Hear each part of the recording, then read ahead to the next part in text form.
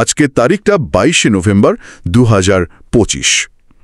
আমাদের হাতে একটা আন্তর্জাতিক সংবাদ প্রতিবেদন এসছে, যেখানে বিশ্বের 4 কোণায় ঘটে যাওয়া 4টি খবর রয়েছে। হ্যাঁ, আর খবরগুলো প্রথম দেখায় মনে হতে পারে যে এদের মধ্যে কোনো যোগসূত্র নেই। একদম। কোথাও আমরা দেখছি কূটনৈতিক নীরবতা, আবার কোথাও দেখছি যুদ্ধের চরমপত্র। একদিকে প্রযুক্তির বিপর্যয়, অন্যদিকে ক্ষমতার লড়াই। কিন্তু আমাদের আজকের লক্ষ্য হল এই আপাত বিচ্ছিন্ন ঘটনাগুলোর গভীরে গিয়ে এদের পেছনের সংযোগটা খুঁজে বের করা। চলুন তাহলে শুরু করা যাক। আজকের এই খবরগুলো, মানে এগুলোকে একসাথে দেখলে আজকের বিশ্ব রাজনীতির একটা নিখুঁত ছবি পাওয়া যায়। আমরা দেখব কিভাবে কিছু দেশ খুব সাবধানে মেপে মেপে কথা বলছে, আর অন্য কেউ একেবারে সরাসরি হুমকি দিচ্ছে। ঠিক তাই, কিছু ঘটনা ঘটছে সবার সামনে, আবার অনেক কিছুই ঘটছে পর্দার আড়ালে।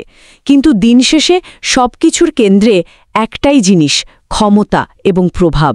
আর সেই ক্ষমতার খেলারই প্রথম উদাহরণটা আমরা পাচ্ছি দক্ষিণ এশিয়া থেকে।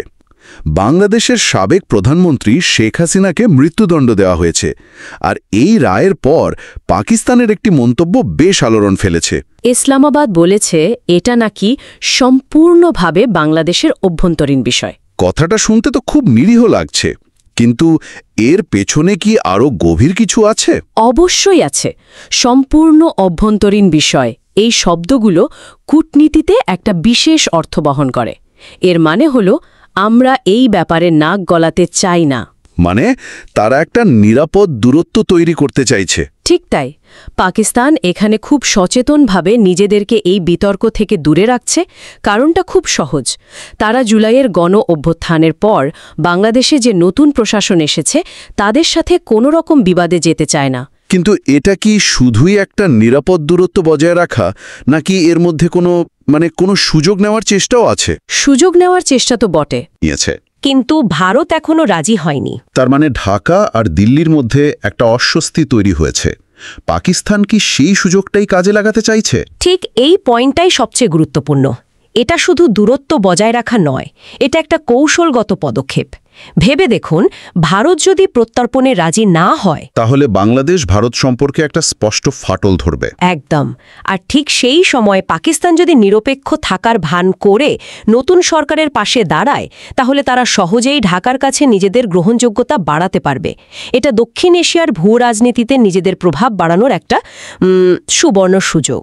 তার মানে এই নিরপেক্ষতার আড়ালে আসলে ভারতের সাথে বাংলাদেশের সম্পর্কে ফাটল ধরানোর একটা প্রচ্ছন্ন চেষ্টাও থাকতে পারে। কূটনীতির ভাষায় যাকে বলে স্ট্র্যাটেজিক অপরচুনিজম। এটাকে আপনি সুযোগ সন্ধানী বলতে পারেন, আবার বাস্তববাদী রাজনীতিও বলতে পারেন। মানে যখন দুটো প্রতিবেশী দেশের মধ্যে সম্পর্ক খারাপ হয়, তখন তৃতীয় একটি দেশ সেই সুযোগ নেবে, এটাই তো স্বাভাবিক। পাকিস্তান ঠিক সেটাই করছে। তাদের এই একটিমাত্র বিবৃতি বুঝিয়ে দিচ্ছে যে দক্ষিণ এশিয়ার ক্ষমতার সমীকরণ কতটা পরিবর্তনশীল। বেশ জটিল একটা খেলা চলছে। আচ্ছা, দক্ষিণ এশিয়ার এই সূক্ষ্ম কূটনৈতিক চাপের খেলা থেকে যদি আমরা ইউরোপের দিকে তাকাই, সেখানে কিন্তু চাপটা এতটা সূক্ষ্ম নয়। সূক্ষ্ম তো নয়ই, বরং বেশ সরাসরি এবং কঠোর। রাশিয়া ইউক্রেন যুদ্ধ নিয়ে মার্কিন প্রেসিডেন্ট ডোনাল্ড ট্রাম্প কিয়েভকে যে চরমপত্র দিয়েছেন, তার ভাষা রীতিমতো চমকে দেওয়ার মতো। চমকে দেওয়ার মতোই বটে। এটাকে তো আর শান্তি প্রস্তাব বলা যায় না, এটা আসলে একটা আলটিমেটাম। 1 সপ্তাহের মধ্যে 28 দফা পরিকল্পনা মেনে নিতে হবে, না হলে মার্কিন সামরিক ও অর্থনৈতিক সহায়তা বন্ধ। আর শর্তগুলো তো আরও মারাত্মক করার কথা বলা হয়েছে। আর সবচেয়ে বড় শর্ত, ন্যাটোতে যোগদানের স্বপ্ন চিরতরে ত্যাগ করতে হবে। এই শর্তগুলো একটা সার্বভৌম দেশের জন্য মেনে নেওয়া তো প্রায় অসম্ভব। হ্যাঁ, এটা তো একরকম আত্মসমর্পণের প্রস্তাব। ঠিক তাই। আমার প্রশ্ন হলো, যুক্তরাষ্ট্র হঠাৎ এতটা কঠোর কেন হলো? এতদিন ধরে তো তারাই ইউক্রেনকে সবচেয়ে বেশি সমর্থন দিয়ে এসেছে। এর উত্তরটা আসলে লুকিয়ে আছে আমেরিকার অভ্যন্তরীণ রাজনীতিতে আর ট্রাম্পের আমেরিকা ফার্স্ট নীতির মধ্যে। এই চরমপত্রটি মানে এটা ইউক্রেনকে শান্তি দেওয়ার নামে আমেরিকার নিজের স্বার্থ রক্ষা করার একটা উপায়। মানে এই দীর্ঘ যুদ্ধ আমেরিকার অর্থনীতিতে চাপ ফেলছে, বিরাট চাপ ফেলছে। ট্রাম্প প্রশাসন হয়তো ভাবছে ইউরোপের নিরাপত্তা নিশ্চিত করার জন্য আর কতদিন আমেরিকান করদাতাদের পয়সা খরচ করা হবে। তাই তাদের মূল উদ্দেশ্য এখন যুদ্ধটা যে কোনো মূল্যে শেষ করা। তার জন্য যদি ইউক্রেনের সার্বভৌমত্বকে বলি দিতে হয়, তা তো সমস্যা নেই। মনে হচ্ছে ব্যাপারটা সেদিকেই যাচ্ছে। প্রতিবেদনে আরও একটা ভয়ঙ্কর তথ্য আছে। যদি ইউক্রেন প্রকাশ্যেই প্রস্তাব প্রত্যাখ্যান করে, তাহলে যুক্তরাষ্ট্র নাকি গোপনে গোয়েন্দা তথ্য দেওয়া আর অস্ত্রের সরবরাহ কমিয়ে দেবে। এটা তো মিত্রদের পিঠে ছুরি মারার মতো শোনায়। এর ফলে মিত্র হিসেবে আমেরিকার বিশ্বাসযোগ্যতা কোথায় গিয়ে দাঁড়াবে? ঠিক এখানেই এর সুদূর প্রসারী প্রভাবটা। এই পদক্ষেপ শুধু ইউক্রেনের যুদ্ধক্ষেত্রেই প্রভাব ফেলবে না, এটা সারা বিশ্বে আমেরিকার মিত্রদের কাছে একটা ভুল বার্তা দেবে। তারা ভাববে প্রয়োজনে আমেরিকা তাদেরও ছেড়ে যেতে পারে। ক্ষমতার দাবার বোর্ডে প্যাদা হিসেবে ব্যবহার করা হচ্ছে ইউক্রেনকে। অনেকটা সেরকমই। আচ্ছা, এই যে সামরিক শক্তি আর কূটনৈতিক চাপ, এর পেছনে তো থাকে আসল অস্ত্রশস্ত্র, মানে হার্ডওয়্যার। আর সেই হার্ডওয়্যার যখন সবার সামনে ব্যর্থ হয়, তখন কি ঘটে? তখন যা ঘটে তা ভারতের জন্য একটা বিশাল ধাক্কা। আপনি দুবার এয়ার শোর কথা বলছেন, যেখানে ভারতের স্বদেশীয় প্রযুক্তিতে নির্মিত যুদ্ধবিমান তেজস বিধ্বস্ত হয়েছে। হ্যাঁ, দুবাই এয়ার শো কোনো সাধারণ প্রদর্শনী নয়, এটা বিশ্বের সবচেয়ে বড় অস্ত্র ব্যবসার মেলাগুলোর একটা, যেখানে সম্ভাব্য ক্রেতারা আসেন। একদম। আর ঠিক সেই মঞ্চে নিজেদের মেক ইন ইন্ডিয়া নীতির প্রতীক তেজস বিমানের এমন দুর্ঘটনা, এটা ভারতের প্রতিরক্ষা সরঞ্জাম রপ্তানির উচ্চাকাঙ্ক্ষার ওপর একটা বিরাট প্রশ্নচিহ্ন ঝুলিয়ে দিল। আর সবচেয়ে দুঃখজনক হলো পাইলট নিহত হয়েছেন। প্রতিবেদনে আরও বলা হয়েছে এটা নাকি তেজস বিমানের দ্বিতীয় বড় দুর্ঘটনা। হ্যাঁ, আর বারবার একই বিমানের দুর্ঘটনা কি এর প্রযুক্তিগত নির্ভরযোগ্যতা নিয়ে বড় ধরনের প্রশ্ন তোলে না? অবশ্যই তোলে। আর এখানেই সমস্যাটা আরও গভীর। দেখুন, একটি দুর্ঘটনাকে বিচ্ছিন্ন ঘটনা বলা যেতে পারে, কিন্তু দুটি দুর্ঘটনা একটা প্যাটার্নের দিকে ইঙ্গিত করে। ঠিক। কিছু রিপোর্টে শোনা যাচ্ছে তেজাসের ফ্লাইট কন্ট্রোল সিস্টেমে আগেও সমস্যা ছিল। হ্যাঁ, আন্তর্জাতিক ক্রেতারা যখন বিলিয়ন ডলার খরচ করে যুদ্ধবিমান কেনে, তখন তারা শুধু বিমানের গতি বা অস্ত্র ক্ষমতা দেখে না, তারা এর নির্ভরযোগ্যতা বা রিলায়েবিলিটি দেখে। আর এই দুর্ঘটনা সেই নির্ভরযোগ্যতার জায়গাতেই আঘাত করেছে, সরাসরি আঘাত করেছে। তাহলে ভারতের যে একটি প্রধান অস্ত্র রপ্তানিকারক দেশ হওয়ার স্বপ্ন, তার উপরের কি প্রভাব পড়বে? বাজারে তো নিশ্চয়ই আরও প্রতিযোগী আছে। নিঃসন্দেহে তেজাসের মূল প্রতিযোগীদের মধ্যে আছে দক্ষিণ কোরিয়ার F-50, পাকিস্তানের JF-17। তারা এখন সম্ভাব্য ক্রেতাদের কাছে গিয়ে বলবে, দেখুন, যে বিমান নিজের প্রদর্শনীতেই নিরাপদ নয়, সেটি যুদ্ধক্ষেত্রে আপনার পাইলটকে কতটা নিরাপত্তা দেবে? তার মানে এই একটা ঘটনাই ভারতের জন্য আগামী কয়েক বছরের বাজার নষ্ট করে দিতে পারে। পারে। সামরিক শক্তি শুধু কাগজে কলমে চুক্তি দিয়ে হয় না, যন্ত্রপাতির নির্ভরযোগ্যতাও সমান গুরুত্বপূর্ণ। ভারতের জন্য এটা একটা কঠিন বাস্তবতা। তার মানে ভারতের প্রভাব বিস্তারের আকাঙ্ক্ষা একটা বড় ধরনের হোঁচট খেল। একদিকে ভারত যখন তার প্রভাব বাড়াতে গিয়ে সমস্যায় পড়ছে, অন্যদিকে যুক্তরাষ্ট্র কিন্তু মধ্যপ্রাচ্যে তাদের প্রভাব ধরে রাখতে মরিয়া। হ্যাঁ, প্রতিবেদনের শেষ খবরটি ইরাক নিয়ে। সেখানে মার্কিন যুক্তরাষ্ট্র বিদেশি হস্তক্ষেপের বিরুদ্ধে কড়া হুঁশিয়ারি দিয়েছে। কিন্তু এখানে একটা প্রশ্ন জাগে, যুক্তরাষ্ট্র নিজেও তো ইরাকে একটি বিদেশি শক্তি, তাই না? আপনার প্রশ্নটাই এই পরিস্থিতির মূল বিরোধাভাস বা আইরনি।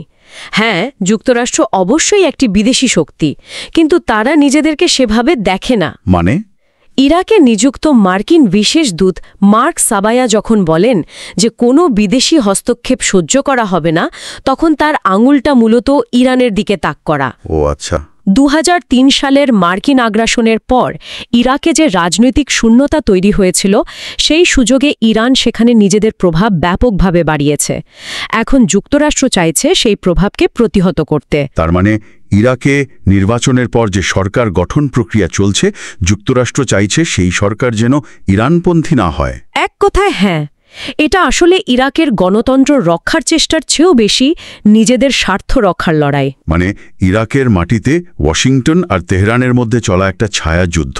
একদম। যুক্তরাষ্ট্র চায় ইরাকে এমন একটি সরকার থাকুক যা স্থিতিশীল, কিন্তু সেই স্থিতিশীলতার সংজ্ঞা হল যে সরকার ইরানের প্রভাবমুক্ত থাকবে এবং আমেরিকার স্বার্থকে গুরুত্ব দেবে। তাহলে ইরাকের রাজনীতিবিদদের তো রীতিমতো দড়ির ওপর দিয়ে হাঁটতে হচ্ছে, একদিকে আমেরিকার চাপ, অন্যদিকে ইরানের প্রভাব। অত্যন্ত কঠিন একটা পরিস্থিতি। তাদের এমন একটা ভারসাম্য রক্ষা করতে হয় যা প্রায় অসম্ভব।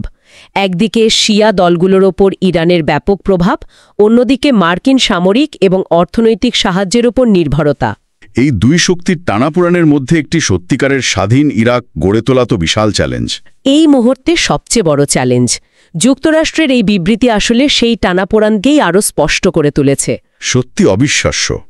22শে নভেম্বরের এই চারটি খবরকে একসাথে দেখলে একটা অদ্ভুত ছবি ভেসে ওঠে, তাই না? দক্ষিণ এশিয়ায় পাকিস্তান খুব সন্তর্পণে নিজেদের প্রভাব বাড়াচ্ছে। ইউরোপে আমেরিকা সরাসরি শক্তি প্রয়োগ করে নিজের শর্ত চাপিয়ে দিচ্ছে। আন্তর্জাতিক বাজারে ভারতের প্রযুক্তিগত সক্ষমতা প্রশ্নের মুখে পড়েছে। আর মধ্যপ্রাচ্যে ইরাকের ভবিষ্যৎ নির্ধারণের জন্য চলছে এক নীরব লড়াই। আর এই সবগুলোর মধ্যে সাধারণ যোগসূত্রটা হল সার্বভৌমত্ব এবং বাইরের প্রভাব। প্রত্যেকটা ঘটনাই এই প্রশ্নটাকেই কেন্দ্র করে ঘুরছে। একটা দেশের ভাগ্য নির্ধারণের অধিকার আসলে কার? ঠিক। বাংলাদেশের বিচার ব্যবস্থা নিয়ে পাকিস্তান কতটুকু কথা বলতে পারে? ইউক্রেনকে তার ভবিষ্যৎ নিয়ে আপোষ করতে বাধ্য করার অধিকার কি আমেরিকার আছে? অথবা ইরাকের সরকার কারা গঠন করবে সেই সিদ্ধান্ত কি বাগদাদ নেবে নাকি ওয়াশিংটন আর তেহরান? তার মানে প্রতিটি ক্ষেত্রেই দেশের অভ্যন্তরীণ সিদ্ধান্তগুলো বাইরের শক্তির দ্বারা প্রভাবিত হচ্ছে। জাতীয় সার্বভৌমত্বের ধারণাটাই যেন আজ এক কঠিন পরীক্ষার মুখে দাঁড়িয়ে। ঠিক তাই। এই প্রতিবেদনটি এমন একটি বিশ্বের ছবি আঁকে যেখানে কোনো দেশই একা নয়, সবাই এক অদৃশ্য জালে বাঁধা। আর এই উৎসটি যদিও ঘটনাগুলোকে আলাদা খবর হিসেবেই দেখিয়েছে, কিন্তু সবগুলোকে একসাথে মেলানোর পর আমার মাথায় একটা অন্য প্রশ্ন আসছে। কি সেই প্রশ্ন? আজকের এই বিশ্বায়নের যুগে যেখানে অর্থনীতি, রাজনীতি আর প্রযুক্তি সবকিছুই পরস্পরের সাথে জড়িত, সেখানে কোনো দেশের বড় কোনো ঘটনা কি আর সত্যিই কেবল অভ্যন্তরীণ বিষয় হিসেবে থাকতে পারে? আন্তর্জাতিক সম্পর্ক এবং একটি দেশের অভ্যন্তরীণ বিষয়ের মধ্যে যে সূক্ষ্ম সীমারেখাটা রয়েছে, সেই রেখাটা ঠিক কোথায় টানা উচিত? আর সবচেয়ে বড় প্রশ্ন হল, সেই রেখাটা টানার অধিকার কার?